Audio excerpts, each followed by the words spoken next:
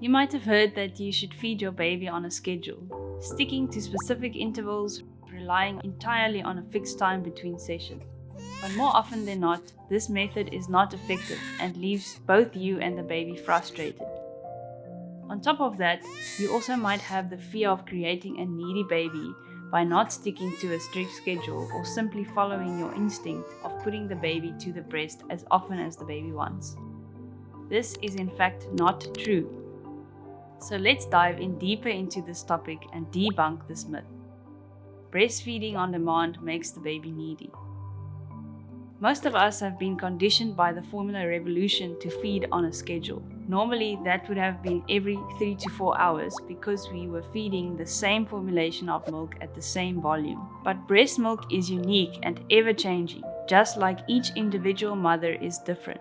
From feed to feed, the composition and volume of the milk itself may change depending on factors like time of day, temperature, and the baby's age. The only person who can determine the proper feeding time is your baby. That is why we need to follow and be attentive to the baby's cues for hunger, thirst, and comfort. Breastfeeding can and should satisfy all the needs of a healthy, thriving baby. How to recognize your baby's cues. Look for the subtle early signs of hunger. These include moving of the tongue, fluttering the eyes, stretching out of the arms, opening the mouth, and sucking on their hands. Crying is the last sign of hunger, which is not the easiest way to start feeding, and you might need to calm your baby against your chest before attempting to latch. During the early days, your baby might want to feed around every 2 hours, sometimes sooner, sometimes later. Aim to have at least 8 to 12 feeds per 24-hour period.